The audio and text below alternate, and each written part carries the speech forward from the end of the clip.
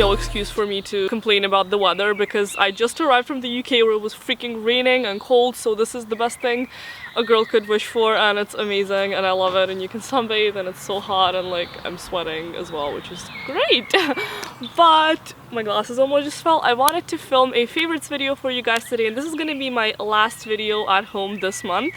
And I just have a bunch of like really random things I want to show you all that I really liked, and that were my favorites. Shall we begin? Wait, I forgot my iced coffee. Okay, this is the story of my life. My iced coffee has legitimately turned into an iced coffee because I actually left it in the freezer and it's like a puck now. Now it's time to start. I will start with makeup products, and the first thing that I absolutely adored this month, and I have it on right now and I've had it on every single day, is actually this liquid lipstick by Colourpop, and this is in the color Trap, and it's like a purplish pink kind of nude color, and I really love the way it looks. It becomes darker once you put it on. It's matte, it makes your lips look really big if you like put it a little bit over the contour. Best of all, Colourpop is cruelty free, and I really enjoy using this. The only problem I have with this thing, it has zero writing on it, like there's nothing left of the text, and that's a bit annoying because I did really like the sparkly Colourpop writing, but oh well, it's the product that matters. The next things in the beauty category aren't makeup anymore, because literally this is the only like special thing I've used this month. All the rest of it I've kind of kept the same. I have completely fallen in love with this new organic brand, and I know I show a new organic brand every time I make a favorites video, but this is like thebomb.com, and I get sent a lot of the stuff, and this brand actually did send this to me, but every time someone sends stuff like that to me, there's no guarantee that I will actually show it or talk about it, because I don't want to like show products I don't actually love, but this was like, freaking amazing. Basically, first of all, it got sent in this really cool brown suede bag, and this is by the brand Truly Organic. I'm not sure if I will ever actually like wear it as a bag. These are vegan, non-GMO, gluten-free, cruelty-free, chemical-free, with organic scents, sulfate-free, all-natural, and paraben-free, and I have no fingers to hold the tube any longer, so I'm just gonna show it to you. I've tried using it, I think like for the past 2 weeks or so. I got a conditioner, a body lotion, a shampoo, what else? A face cream, and this is just and also an eye cream, and and a soap bar that actually I haven't used yet because I just don't really use soap bars a lot, but it smells really nice. It's like fresh and cocoa-y, and look at how pretty that is. They're definitely a bit different. They don't lather as well as any normal shampoo would, but they smell really fresh, and you can actually like just tell by the smell that it's completely natural. This one's made with like avocado, apple, passion fruit, like la-di-da. Can we please give a pause to the face cream? I had actually run out of my face cream. That was the broccoli emulsion by Skin Food that I got in Korea, and that was just when this package arrived. It smells so good. It basically smells like coconut and cocoa butter and shea butter and all the good butters, and it's so moisturizing. It's definitely not the sort you would put on during the day because it would make me greasy, but at night this is amazing for reviving your skin. If you guys have been following me for long enough, you know that your girl loves eye creams. Eye creams are my jam. I just love putting them on and waking up and feeling as if you had a beauty treatment overnight, and this one is a great eye cream. I mean, eye creams aren't plastic surgery. They're not gonna magically make you look amazing. It just leaves the area feeling very soft and moisturized, and that's what I really like. So I 100% definitely recommend this brand. I mean, they're freaking awesome. Spent a long chunk of time now talking about these, but this is how enthusiastic I actually am about them, and I really like them. Yeah, we need to move on. Next two things are fashion items that I wore so much over the past 2 months, and the first thing are these glasses, and you've probably seen them in my Snapchats like a million times. They are by the brand Lychee. I don't suit sunglasses, just it doesn't work. Actually, I have ones on my head right now. These look good though. I like these. But yeah, these ones, they're black. They look super freaking edgy, and I really like them. And I think they suit my face shape, which is always great. And yeah, have nothing that much to say about them apart from I like these sunglasses. The next thing I have been wearing pretty much every day all month is a jacket that I actually thrifted, and this just proves that you can get the most freaking amazing things in thrift shops. Like, you just have to dig around long enough. And yes, all the buttons have fallen off of it, but I'm gonna sew them back on. I just haven't done it yet. But it's basically this blazer. It's really hard to show it on camera. It really looks like this pressed silk. I'm pretty sure it's called pressed silk. It has this weird sheen to it. Basically, it's like an imperfect gray color, dark gray, almost black. And it has these buttons here that there should be way more of, but they've all fallen off. They're in my pockets. Really long, like just straight blazer. Obviously too hot to wear this right now, but I wore it almost every single day when I was in the UK over exams because it was super comfy. Looks very fashionable. Also, long blazers are so in right now, like they're in all the latest fashion shows. Actually, I just checked the label, and as I was thinking, I wasn't too sure though. This actually was silk. This wasn't polyester as I thought before. And a lot of vegans might disagree, but I personally still do wear silk, and especially if I buy it in thrift shops, because honestly I can't really afford to buy silk in stores, and I probably wouldn't even do that. But if it comes to thrift stores, when you're already reusing someone else's clothes, I don't mind wearing silk. And I also buy wool in thrift shops, but again, I don't buy it in normal stores. So yeah, this is completely fine with my personal ethical standards. Might not be with yours, but anyways. You might have noticed that before all of my computer crashing problems started happening, I did this handwriting effect in my videos, and a lot of you guys asked me how the heck did I do it, and yes, that was actually my own handwriting.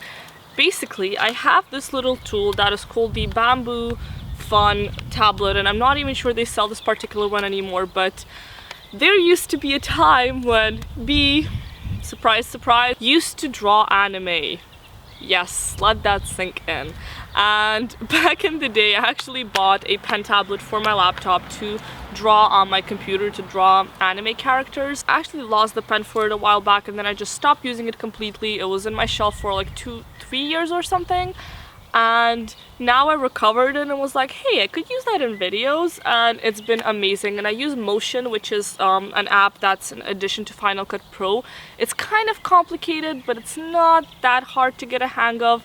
And I just use this tablet, and I can like draw anything or write anything, and it's super duper convenient. Next up is a food/drink item, aka what I'm holding in my hand right now. And yes, this is just an iced coffee, but basically what I've been using to make this, and this is delicious, and if you are in the UK or live near Whole Foods, I'm pretty sure they should sell them. The brand is called Pressed, and it's this tiny little tube of coffee concentrate, and I have this one in caramel, and I also have one in vanilla. This is still closed. I use the vanilla one here, and it's literally like liquid, like coffee goo inside a tube, and you put not a lot of this into a cup and just pour hot water over it. What I like to do with this is during summer, so you wouldn't have to make a hot coffee then try to cool it down. It's much quicker to just use this because you squeeze this into some water. I usually put some ice into it, and I love to do it in a blender. I put enough ice in, I put some plant milk, I used oat milk in this case of this drink, and then you blend everything together. I did it in my NutriBullet, and it tastes freaking incredible. And I also added some stevia to it, so it's more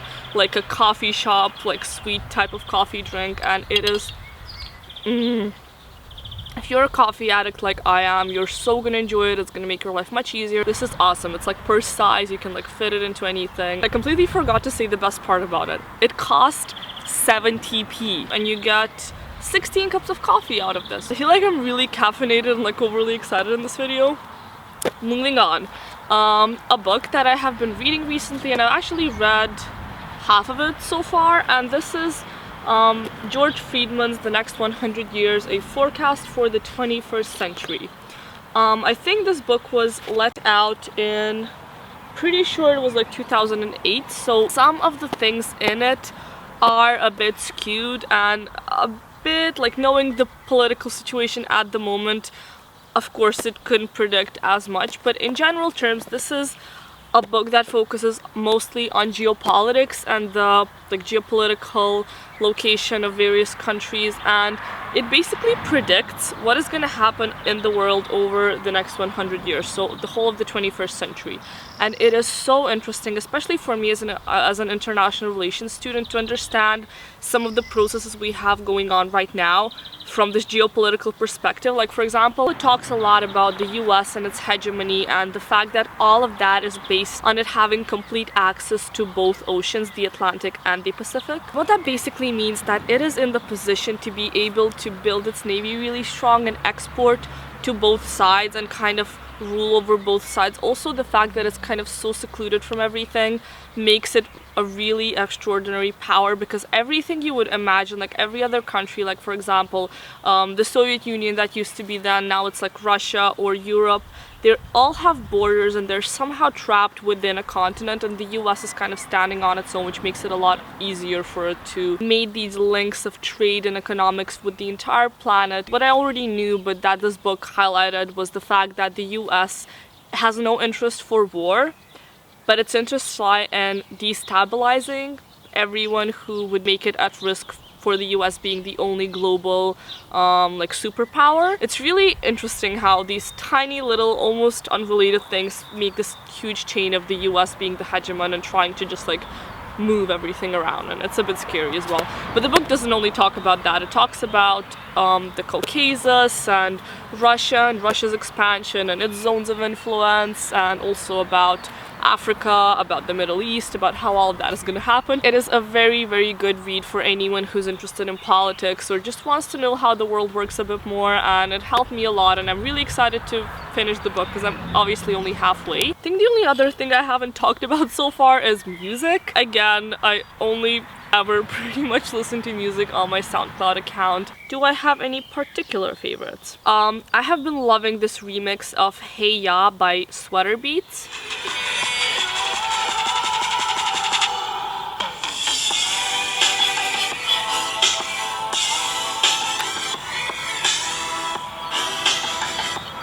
Casually jamming with my coffee cup, like what is life? The Kittler remix of Duke Dumont's I Got You.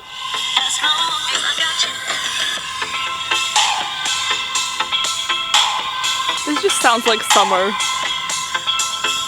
Obviously, what a surprise, like everyone, I really love Rihanna's new song, Needed Me. I haven't actually ever listened to the song itself, I've only ever heard the remixes of it. And this one is the Jacoban and Diavolo remix, and it is freaking incredible. I was good on my own, that's the way it was. That's the way it was. You was good on the low for a faded fuck. On some faded line. Shit, what the fuck you complaining for? What are we gonna see? Oh my god. This song, insane. I kept it on repeat for the longest time just because it just sticks in your mind and it's so summery, and I can't wait to do a travel diaries video with this song because it's just like, it's incredible. It's by Johnny Yukon and is the J-Rob remix of the song, and it's called Malibu Feels. Is it your lips that feel like the clouds must feel? And when I get you, it feels just how Malibu feels. Just like... I think that is everything for my favorites this year, and just like they were in the last video, there's ants every freaking where, and I have pins and needles in my leg, so that hurts a little bit, but it's gonna be fine. I hope you guys have an incredible summer. I really love all of you, and try the coffee, like just try making an iced coffee with some stevia in it, like it's so good, like blend the ice. Incredible, incredible. Next time you will see me will probably be very soon because I will be daily vlogging, and see you tomorrow, I guess. Yeah, that looks like it. Bye!